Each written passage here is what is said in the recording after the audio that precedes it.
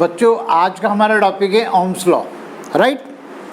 देखिएगा, अगर किसी वायर में करंट का फ्लो होता है तो करंट का फ्लो कब होता है? जब उस वायर के अक्रॉस जो है, इस वायर के अक्रॉस हम पोटेंशियल डिफरेंस मेंटेन कराते हैं, राइट। यहाँ हमने सेल लगाया जिसकी वजह से पोटेंशियल डिफरेंस इसके अक्रॉस मेंटेन हो गया, ठीक है ना। तो इसमें करंट का फ्लो जो है वो होने लगता है, राइट। तो करंट किस बात पे डिपेंड करेगा?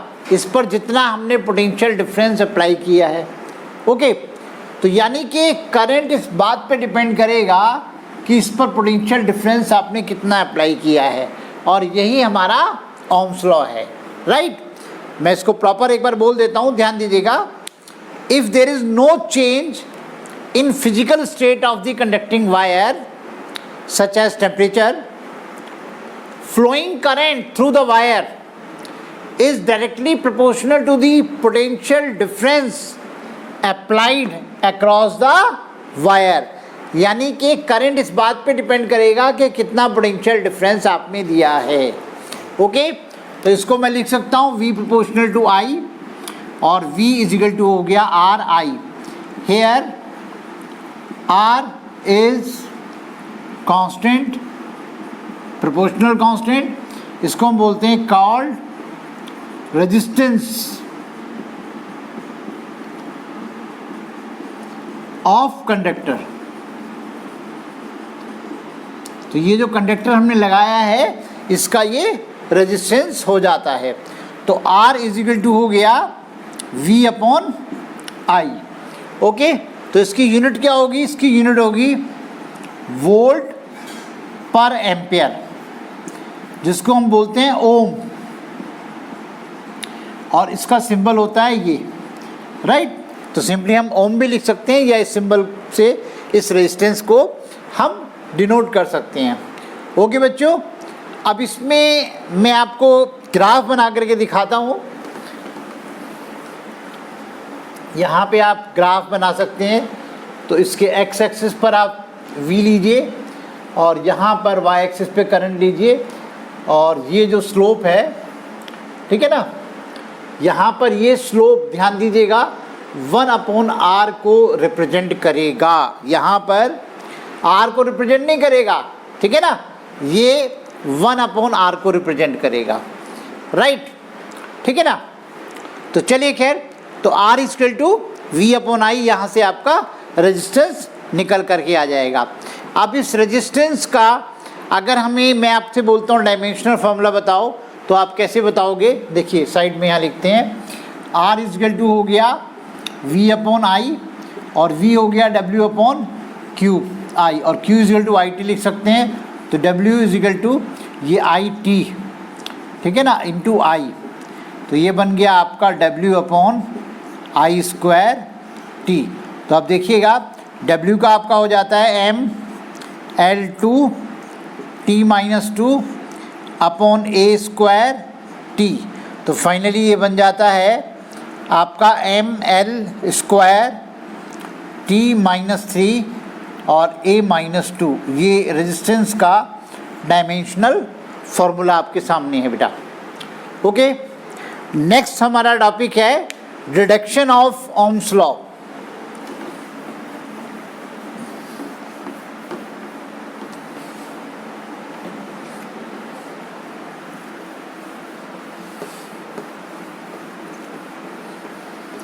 नेक्स्ट टॉपिक बच्चे नोट करेंगे, लिखिएगा deduction of Ohm's law. Deduction of Ohm's law, right, okay बेटा। अब देखिएगा, current flowing through the wire, current flowing through the wire, I is equal to होता है N E A V D, right. ये formula आपने पढ़ा हुआ है। एन हो गया number of electrons per unit volume, E हो गया चार्ज ऑन इलेक्ट्रॉन, ए हो गया area of cross section of wire, और वी डी आपकी हो गई ड्रिफ्ट वेलोसिटी। ये सारी वैल्यूज लिखेंगे यहाँ पर बेटा, ठीक है ना। मैं यहाँ नहीं लिख रहा हूँ, आप लिखेंगे। Here N is equal to number of electrons per unit volume, E is equal to charge on an electron, A is area of cross section of the wire, और V D drift velocity, right. ये सारी चीज़ें आप लिखेंगे बेटा, ठीक है ना। तो हेयर ड्रिफ्ट वेलोसिटी कितनी होती है? ड्रिफ्ट वेलोसिटी होती है ई टॉ अपॉन एम, और ई को मैं लिख सकता हूँ वी अपॉन एल, तो ये हो जाएगा E V upon M L.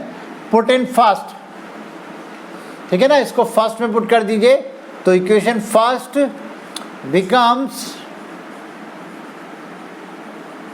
तो ये आपका आ जाएगा I is equal to N E A, और ये लीजिएगा E V tau upon M L, तो ये आपका बन जाएगा I is equal to N E square A V tau upon M L. इसमें आप क्या करेंगे, v अपॉन आई को अकेला कर लीजिए, तो v अपॉन आई जब एक साथ लिखेंगे, राइट, तो ये बचेगा M L upon N E square A into tau. अब जरा ध्यान दीजिए, v अपॉन आई में की वैल्यू आई है M L upon N E square A into tau. M क्या है? मास ऑफ इलेक्ट्रॉन, ये कांस्टेंट वैल्यू है। एल क्या है? लेंथ ऑफ वायर, ये भी नहीं बदलेगा, ये भी कांस्टेंट है। एन क्या है? Number of electrons per unit volume, constant. E charge on electron, constant. A area of section of the wire, ये भी नहीं चेंज होगा। टॉ क्या है? Relaxation time. ये सारी की सारी वैल्यूज जो हैं ये मिलाकर के कांस्टेंट आ गया, जो कि होगा आर, राइट। तो finally v upon I is equal to हो गया r, that means v is equal to I R, v proportional to i। यही हमारा ओम्स लॉ है बेटा, राइट। मैं समझता हूँ आपको इजी लगा होगा, राइट। एक बार ध्यान से देखिएगा, पिछले लेक्चर में आपने रेजिस्टेंस के बारे में स्टडी किया, और हम एक्चुअल में देखें तो रेजिस्टेंस होता क्या है। तो आपने क्या देखा था कि वायर के अंदर इलेक्ट्रॉन्स मूव करते हैं और वो आयन से जाके टकराते हैं, तो यही तो है रुकावट, यही तो है रेजिस्टेंस, राइट। अब आप ये देखिए कि रेजिस्टेंस कुछ फैक्टर्स पे डिपेंड करता है। जैसे अगर हम कंडक्टर की लेंथ की बात करें, एरिया ऑफ सेक्शन की बात करें, उसके टेम्परेचर की बात करें, इन सभी फैक्टर्स पे डिपेंड करता है। तो यहाँ पे टेम्परेचर वाली बात तो अभी हम नहीं करेंगे, तो टेम्परेचर जो है वो हम नेक्स्ट टॉपिक में लेंगे, राइट। यहाँ पे लेंथ और एरिया ऑफ सेक्शन की हम बात करते हैं। तो देखिए बेटा, अगर हम किसी कंडक्टर की लेंथ ज़्यादा ले लेंगे, राइट, तो डेफिनेटली इलेक्ट्रॉन्स को जो है जो कोलिजन्स होगा वो बढ़ जाएगा, राइट। जितना लंबा वायर होगा, जितना लंबा कंडक्टर होगा, तो इलेक्ट्रॉन्स को ज़्यादा टकराना पड़ेगा, तो ज़्यादा रेजिस्टेंस होगा। तो यहाँ पर जो है रेजिस्टेंस जो है वो लेंथ के डायरेक्टली प्रोपोर्शनल होगा। जितनी ज़्यादा लेंथ उतना ज़्यादा रेजिस्टेंस, ओके।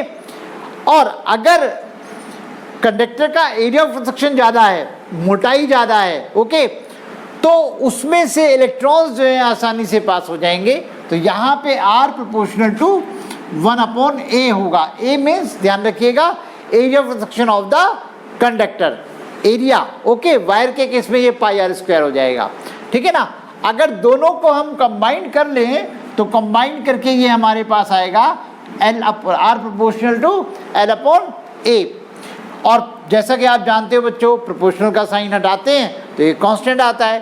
तो यहाँ पर हमारे पास R is equal to rho L upon A। तो यहाँ पे बेटा देखिएगा, यहाँ पे रो जो है, here rho is a constant called resistivity, resistivity of material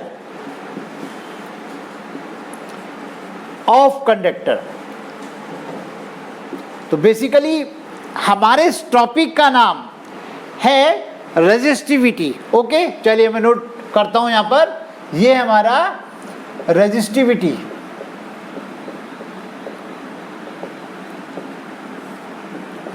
या इसको हम स्पेसिफिक रेजिस्टेंस भी बोलते हैं बेटा, स्पेसिफिक रेजिस्टेंस। इसका मतलब जरा प्रॉपरली समझिएगा। देखिए बेटा, तो बेसिकली रेजिस्टेंस जो है यहाँ पर आप देख रहे हैं तीन बातों पे डिपेंड कर रहा है। कंडक्टर की लेंथ पे डिपेंड कर रहा है, कंडक्टर के एरिया ऑफ सेक्शन पे डिपेंड कर रहा है, और मटेरियल आप जो ले रहे हैं उस पर डिपेंड कर रहा है। क्योंकि रेजिस्टिविटी जो है वो कंडक्टर का कौन सा मटेरियल, कंडक्टर डिफरेंट मटेरियल्स का हो सकता है, ठीक है ना, तो वहाँ पे रेजिस्टिविटी भी डिफरेंट हो जाएगी। तो अब आप ये देखिएगा कि रो इजिकल टू आपका आ जाएगा RA/L। तो यहाँ पर इसकी हम सबसे पहले यूनिट देख लेते हैं। ये यूनिट होगी ओम मीटर स्क्वायर पर मीटर। तो यहाँ पे हो जाएगी ये ओम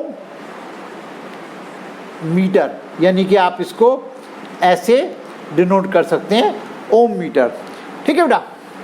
अब आप देखिए, अगर इसमें आप L की वैल्यू 1 रख देते हैं, A की वैल्यू 1 रख देते हैं, तो रो इज इक्वल टू आ गया R। तो यहाँ से रेजिस्टिविटी की डेफिनेशन आती है। जरा ध्यान से समझिएगा, रेजिस्टिविटी रेजिस्टेंस को ही बोलते हैं। देखिएगा आप, resistivity is equal to the resistance किस कंडक्टर का, जिसकी यूनिट लेंथ हो और यूनिट एरिया ऑफ सेक्शन हो। तो इसको जरा प्रॉपर वे में समझ लीजिएगा, नोट कर लीजिएगा।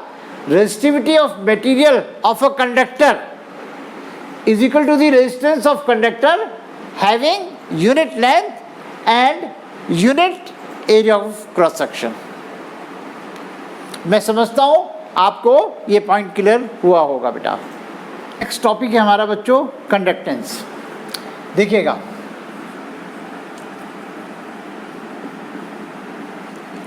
कंडक्टेंस बेटा, जैसे आपने पढ़ा रेजिस्टेंस, कंडक्टेंस। रेजिस्टेंस का मतलब होता था रेजिस्ट करना, करंट को रेजिस्ट करना। अगर किसी कंडक्टर में से करंट का फ्लो हो रहा है तो रेजिस्टेंस मीन्स वो करंट को रेजिस्ट कर रहा है, राइट। और कंडक्टेंस मीन्स क्या है, वो करंट को कंडक्ट कर रहा है। यानी ये रेजिस्टेंस और कंडक्टेंस दोनों एक दूसरे की अपोजिट प्रॉपर्टी हो गई, ठीक है ना भाई। आप देखिए ना, कंडक्टर में से कंडक्टर की दो प्रॉपर्टी आपको देखने को मिलेगी जो एक दूसरे के अपोजिट हैं। अगर उसकी रेजिस्टेंस, आप देखिए, रेजिस्ट करने की पावर, रेजिस्टेंस ज़्यादा है तो वो रुकावट डालेगा ज़्यादा, ठीक है ना, और कंडक्टेंस ज़्यादा है तो कम से कम रुकावट डालेगा। तो कंडक्टेंस क्या है यहाँ पे, reciprocal of resistance is called conductance. G is equal to 1/R, right. R क्या होता था हमारा, R होता था V/I। तो यहाँ पे ये क्या हो जाएगा, I/V, ठीक है। अब देखिए इसकी यूनिट क्या होगी, इसकी यूनिट होगी बेटा ओम इनवर्स, या आप कह सकते हो महो, ठीक है ना। और इसको हम जीमेन भी बोलते हैं, जीमेंस, एस से इसको हम डिनोट करते हैं बेटा। जिस तरह से किसी रजिस्टर का रेजिस्टेंस होता है और उसकी रेजिस्टिविटी होती है, ठीक उसी तरीके से कंडक्टर का कंडक्टेंस होता है और उसकी कंडक्टिविटी होती है। तो यहाँ पर हम बात करेंगे कंडक्टिविटी की। तो कंडक्टिविटी है बेटा सिग्मा, बेटा सिग्मा है, कंडक्टिविटी को सिग्मा से रिप्रेजेंट करते हैं, और सिग्मा होता है 1/रो, रो है रेजिस्टिविटी। तो reciprocal of resistivity is called conductivity. जैसे रेजिस्टिविटी होती थी कि कितना करंट के फ्लो में कितना वो रुकावट डाले, मटेरियल की वो प्रॉपर्टी जिसकी वजह से अगर करंट का फ्लो हो रहा है तो वो रुकावट डाले। और कंडक्टिविटी क्या प्रॉपर्टी हुई कि कितना आसानी से फ्लो को, करंट के फ्लो को, चार्ज के फ्लो को जाने दे, राइट। अब देखिए मैं बात करूंगा यूनिट की। हमारी इसकी यूनिट हुआ करती थी ओम मीटर, ओके। तो यहाँ पे हमारी यूनिट हो जाएगी ओम -1 मीटर -1, और जो हमारा ओम -1 होता था वो हो जाता महो, ये आपका हो गया महो पर मीटर बेटा, राइट। और आपको याद होगा रो इज इक्वल टू होता था m/ne² × τ। तो यहाँ पे हमारे पास सिग्मा की वैल्यू हो जाएगी N E square tau upon M. एक बार मैं इन सारी वैल्यूज़ को रिपीट कर रहा हूँ बच्चों। एन हो गया number of electrons per unit volume, E charge on an electron, tau relaxation time, M mass of electron, right. बेटा नेक्स्ट इंपॉर्टेंट टॉपिक है हमारा relation between current density, conductivity and electric field. तो देखिएगा इस topic में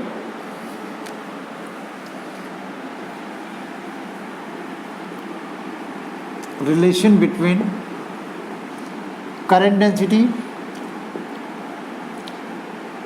conductivity and electric field, J, sigma and E। Already आप जानते हैं current flowing through the wire is I is equal to NEA VD। अगर किसी कंडक्टर में करंट फ्लो हो रहा है तो n number of electrons per unit volume, E charge on electron, A area of section of wire, VD आपका drift velocity. तो अब आप ये देखिएगा यहाँ पे जो ड्रिफ्ट वेलोसिटी है, drift velocity VD is equal to होता है E टॉ अपॉन M। तो इसको हम पुट करेंगे तो यहाँ पे हमारे पास आएगा I is equal to NEA, VD के प्लेस पे रखेंगे EE टॉ अपॉन M। तो ये हमारे पास आ जाता है, A को इस तरफ ले आएंगे, I upon A is equal to NE square E tau upon M। इसको हम लिखेंगे NE square tau upon M into E, right. और I अपॉन A क्या होता है, J, ठीक है ना। तो यहाँ पे ये आ गया आपका J is equal to E और ये हुआ आपका रो। एक्चुअल में आपको याद होगा रो इज इक्वल टू होता है M upon NE square into tau, right. और 1 upon rho is equal to sigma होता है। तो फाइनली ये हमारे पास आ गया J is equal to sigma into E। इसी को हम फिर वेक्टर फॉर्म में लिखते हैं, देखिए किस तरीके से।